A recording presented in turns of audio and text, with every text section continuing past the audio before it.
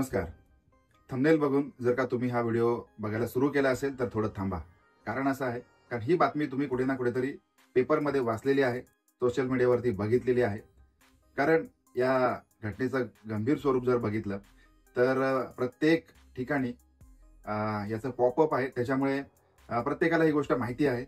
साधारणपणे वर्षभरापूर्वी अशीच एक हत्याकांड आपण बघितलेलं होतं, ज्याच्यामध्ये एका मुलीचे असंख्य तुकडे केलेले होते आणि काही वेळानंतर हे तुकडे साधारणपणे 2 दिवस हा तरुण त्या जंगलामध्ये फेकत होता. ही दिल्लीमधली घटना आहे. आपल्या प्रत्येकाला ही गोष्ट माहिती होती आणि त्याच्यानंतर आपण सगळेच जण अशा घटनांना विसरून जात असतो.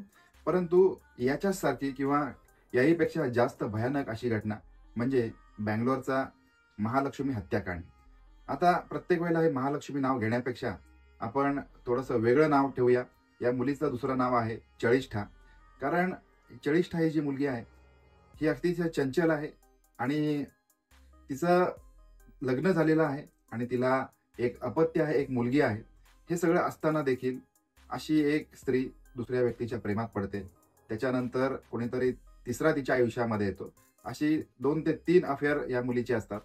त्याच्यामुळे या मुलीचं नाव चळिष्ठा असं आहे. तर 3 सप्टेंबरची रात्र व्हॅली कावल हा भाग आहे. या भागामध्ये एक घर आहे आणि या घरामधून काहीतरी दुर्गंधी येते. त्याच्यामुळे आजूबाजूचे जी लोक आहेत हे सावध झालेले आहेत. या घरामध्ये ही जी दुर्गंधी येत होती त्याच्यामुळे मग आजूबाजूच्या लोकांनी सगळी सूत्र हातामध्ये घेतलेत. बाबा या घरामध्ये कोण राहत होतं हे सगळं त्यांना माहिती होतं. आणि आजकाल जर का अशा स्वरूपामध्ये जर का काही कुठे खुसफुस झाली किंवा अशा स्वरूपामध्ये काही वास आला तर आजूबाजूची लोक तातडीने सक्रिय होत असतात. कारण अशा स्वरूपाच्या घटना आजकाल दिवसेंदिवस वाढत आहेत. त्याच्यामुळे मग कोणीतरी या मुलीच्या घरी संपर्क केलेला आहे आणि तिच्या आईला याची माहिती दिलेली आहे. आणि तिची आई देखील काही दिवसांपासून त्या मुलीशी संपर्क करत होती. तिचा फोन लागत नव्हता. त्याच्यामुळे तातडीने या चळिष्ठा किंवा मूळ नाव महालक्ष्मी हिची आई तिच्या घरामध्ये दाखल झालेली आहे. त्यांनी कुठून तरी चावी उपलब्ध करून घेतलेली आहे आणि तिचं घर उघडं केलंय आणि या घरामध्ये त्यांनी पाऊल ठेवलंय. आणि घरामध्ये गेल्यानंतर असह्य असा वास त्या घरामधून येत होता आणि कोणीही ओळखू शकेल की एखाद्या दुसऱ्या पदार्थाचा वास असेल, जो आंबलेला पदार्थ असेल किंवा इतर काही जरी घडलेला असेल आणि एखाद्या मृतदेहाचा वास, याच्यामध्ये जमीन आसमानाचा फरक असतो. त्याच्यामुळे हा वास ह्या घराभर पसरलेला असताना देखील या मंडळीने अजून ह्या घरामध्ये आतमध्ये प्रवेश केलेला आहे आणि इकडे तिकडे शोधाशोध सुरू केलेला आहे. त्यावेळेला त्यांना एक फ्रीज दिसलंय आणि या फ्रीजच्या अवतीभोवती रक्ताचे डाग होते. आता हे रक्ताचे डाग बघून त्यांच्या मनामध्ये अत्यंत भीती तयार झालेली आहे. आता आपण समजूच शकतो अशा परिस्थितीमध्ये सगळ्या लोकांच्या मनामध्ये जो संभ्रम असेल किंवा ते फ्रीज उघडण्याचं डेअरिंगही कोणाला होणार नाही. परंतु तो धीर करून त्यांनी ते फ्रीज उघडलेलं आहे आणि फ्रीज उघडल्यानंतर जे त्यांना दृश्य दिसलंय ते बघून सगळ्यांच्या पायाखाली जमीन सरकलेली आहे. सगळ्यांना दरदरून असा घाम फुटलेला आहे आणि फ्रीजमध्ये मानवी देहाचे असंख्य तुकडे होते. फ्रीजच्या सगळ्यात खालच्या खणामध्ये मानवी देहाचं मुंडकं होतं आणि वरच्या खणामध्ये मानवी देहाचे पाय होते आणि असंख्य तुकडे या फ्रीजमध्ये भरलेले होते आणि फ्रीज ऑन स्वरूपामध्ये होता. आता हे सगळं बघून सगळी लोक भांबावलेली आहेत. कोणाला काही कळत नाही. सैरावैरा सगळे लोक सुटलेले आहेत. कोणीतरी जवळच्या पोलीस स्टेशनला फोन केलेला आहे आणि पोलीस त्या ठिकाणी दाखल झाले आहेत. आता हा सगळा प्रकार बघून पोलीस सुद्धा या खोलीमध्ये राहू शकत नव्हते. पोलिसांचं डोकं सुद्धा दुखायला लागलेलं आहे. त्याच्यामुळे पोलिसांनी मग हा जो पोस्टमॉर्टम विभाग असतो या विभागामधल्या काही लोकांना बोलून घेतले. कारण अशा लोकांना अशा स्वरूपाची परिस्थिती हाताळण्याचं ट्रेनिंग असतं, नियंत्रण असतं. अशा अनेक केसेस त्यांनी बघितलेल्या असतात. त्याच्यामुळे मग या पोस्टमॉर्टम विभागातल्या लोकांना बोलवल्यानंतर त्यांना हा मृतदेह घेऊन मग पोस्टमॉर्टमसाठी पुढे पाठवण्यात आलेला होता. ही सगळी परिस्थिती बघून त्या आईने हंबरडा फोडलेला आहे आणि अत्यंत भयानक अशी परिस्थिती त्या भागामध्ये सगळीकडे एक प्रकारे दहशतीचं वातावरण तयार झालेलं आहे. आणि आता या मुलीची चौकशी तिच्या आईकडे सुरू झालेली आहे. पोलिसांनी तिच्या आईला चौकशीसाठी विचारणा करण्यास सुरुवात केलेली आहे की बाबा ही मुलगी कोण आहे किंवा हिचं लग्न झालेलं होतं का किंवा तिच्या आईच्या संदर्भामध्ये बॅकग्राऊंड पोलिसांनी तपासले. त्यावेळेला आईने असं सांगितलंय की साधारणपणे 35 वर्षापासून यांचं लग्न झाल्यानंतर म्हणजे तिची आई आणि तिचा पती चरण सिंग यांचं लग्न झाल्यानंतर हे दोघंही त्यांचा संसार थाटून बँगलोरमध्ये राहत होते आणि त्यांना 2 जुळी अपत्य झाली. त्याच्यामुळे एकाचं नाव लक्ष्मी आणि दुसऱ्या मुलीचं नाव महालक्ष्मी असं ठेवलं. त्याच्यानंतर त्यांना 2 मुलं सुद्धा झालेली होती. हुकम सिंग आणि नरेश अशा नावाची 2 मुलं झालेली आहेत. आता यांचा संसार पुढे जात होता. मुलं मोठी होत होती आणि त्यांची मुलगी महालक्ष्मी ही वयात आल्यानंतर त्याच भागामध्ये एक नेलमंगला भाग आहे. याच्यामध्ये हेमंत दास नावाच्या एका तरुणासोबत त्यांनी तिचं लग्न लावून दिलंय आणि त्यांचा आता संसार सुरू झालेला होता. परंतु साधारणपणे 2023 या कालावधीमध्ये हेमंत दास आणि महालक्ष्मी यांच्यामध्ये कुरबुर झालेली आहे, बिनसलेला आहे. त्याच्यामुळे त्यांनी एकमेकांपासून वेगळं राहण्याचा डिसिजन घेतलेला आहे. आता हेमंत दास हा एक मोबाईल दुरुस्त करणारा एक कारागीर होता किंवा मोबाईलच्या दुकानामध्ये काम करत होता आणि महालक्ष्मी एक ब्युटी सेंटरमध्ये काम करत होते एका मोठ्या मॉलमध्ये. आणि 2023 पासून हे विभक्त राहत होते. त्यांना एक मुलगी होती आणि मुलगी ही हेमंत दास म्हणजे या महालक्ष्मीच्या नवऱ्यासोबत राहत होती. आणि काही काळानंतर म्हणजे 1 महिना 1.5 महिन्यानंतर ती तिच्या मुलीला भेटायला जात असत. अशा स्वरूपामध्ये मग त्यांचं सगळं दिनक्रम चालू होता.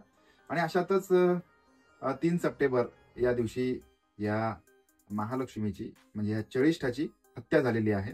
आणि मग या हत्येमधून ही हत्या कोणी केली असेल किंवा या संदर्भामध्ये मग सगळ्यात पहिला संशय तिच्या पतीवर म्हणजे हेमंत दास याच्यावर जात होता. परंतु पोलिसांच्या तपासामध्ये जे काही गोष्टी आढळून आल्या त्याच्यामध्ये हा हेमंत दास पोलिसांना दोषी आढळला नाही. उलट पक्षी या हेमंत दासने अजून एक व्यक्तीचं नाव समोर आणलेलं होतं, अशरफ नावाच्या व्यक्तीचं.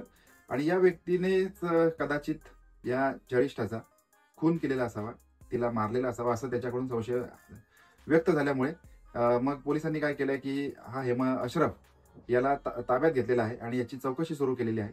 आणि चौकशी अशी होती की याचं नातं काय होतं किंवा कधीपासून हे एकत्र आलेले होते, यांचे प्रेमसंबंध होते का, जे काही पोलिसांची चौकशी होती. त्याच्यानंतर पोलिसांनी CDR देखील काढलेला आहे. या सगळ्या चौकशीअंती अशरफ देखील पोलिसांना निर्दोष वाटलेला आहे. आता हे दोन्ही व्यक्ती निर्दोष असल्यामुळे मग तिसरा कोण जो या महालक्ष्मीला मारू शकेल असं पोलिसांच्या समोर आता प्रश्न होता.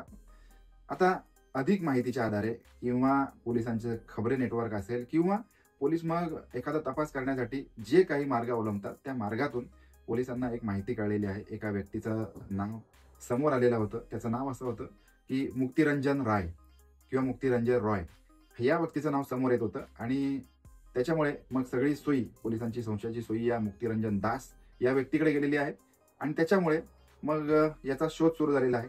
परंतु मुक्तिरंजन रॉय हा पोलिसांना सापडत नव्हता. परंतु मुंबईमध्ये असलेला त्याचा भाऊ याच्यापर्यंत पोलीस पोहोचलेले आहेत आणि पोलिसांनी त्याच्यानंतर मग त्याच्या भावाकडे चौकशी केलेली आहे.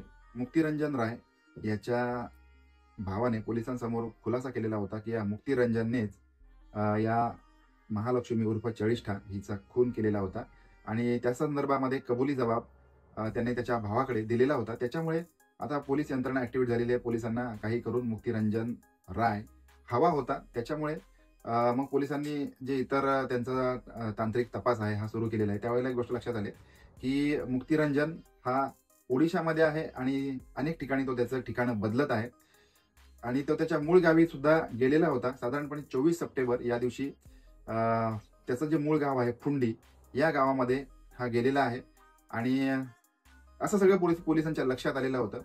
त्याचबरोबर 24 सप्टेंबर या दिवशी तो घरी गेलेला असताना त्यांनी त्याचा लॅपटॉप वगैरे सोबत घेतलेला आहे आणि कुळेपाडा या भागामध्ये जाऊन एका झाडाला त्यांनी गळफास घेतलेला आहे.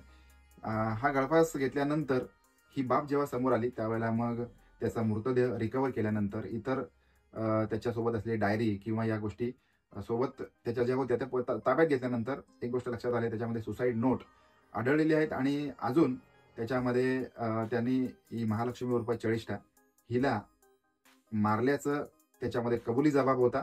आणि हा मारल्याचा जो प्रकार होता त्याने केलेले तुकडे असतील किंवा साधारणपणे कशासाठी मारलेला होता याचा त्यांनी उल्लेख केलेला होता. तो उल्लेख असा होता की 2 सप्टेंबर या दिवशी त्याचं आणि ही जी महालक्ष्मी आहे हिचं भांडण झालेलं आहे आणि या भांडणातून हा राग अनावर होऊन मग त्याने तिच्यावर हल्ला केलेला आहे आणि त्याच्यामध्ये तिचा मृत्यू झालेला होता. आणि ते झाल्यानंतर मग आता हिचा मृतदेह लपवायचा कसा किंवा काय करायचं या कारणासाठी म्हणून या मुक्तीने तिचे 59 तुकडे केलेले आहेत आणि त्या फ्रीजमध्ये कोंबून त्या भागातून तो पसार झालेला आहे आणि तो त्याच्या मूळ गावी जाऊन मग इकडे तिकडे भटकत होता. परंतु काही काळानंतर तिला मारल्याचा त्याला पश्चाताप झालेला होता आणि या पश्चातापाच्या अंती मग त्याने आत्महत्येचा मार्ग अवलंबलेला होता.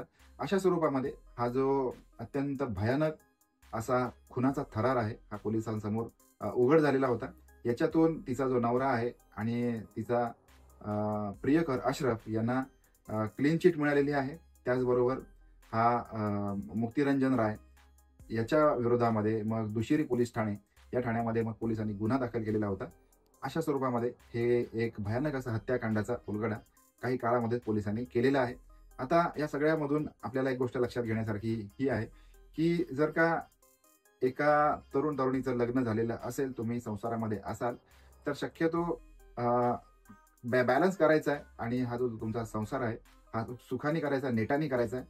काही जरी झालं तरी पण एकमेकाची साथ सोडायची नाहीये. आणि तुम्हाला जे काही वाटतंय याच्याबद्दल, आजकाल ही जी घटना वाढलेल्या आहेत, अनेक लोक म्हणजे अनेक असे आरोपी जे सहजपणे खून करून मृतदेहाची विल्हेवाट लावण्याच्या दृष्टिकोनातून अनेक तुकडे करतात. आता हे तुकडे म्हणजे एक प्रकारची विटंबना आहे, त्या मृतदेहाची विटंबना आहे. आपल्याकडे अशा स्वरूपामध्ये कुणासोबतही वागण्याची मुभा नाही आणि अशा व्यक्तींना शेवटीला मनस्तापच करावा लागतो. त्याच्यामुळे अशा ज्या घटना आहेत या समाज माध्यमांमध्ये पसरल्या पाहिजेत. प्रत्येकाला कळलं पाहिजे की अशा स्वरूपाचं वागणं असल्यामुळे किती मोठा पश्चाताप एखाद्या व्यक्तीला होऊ शकतो आणि संपूर्ण घर किंवा त्याचं जे व्यक्तिगत आयुष्य आहे ते उलथापालथ होऊन जातं आणि त्याला अशा परिणामांना सामोरं जावं लागतं.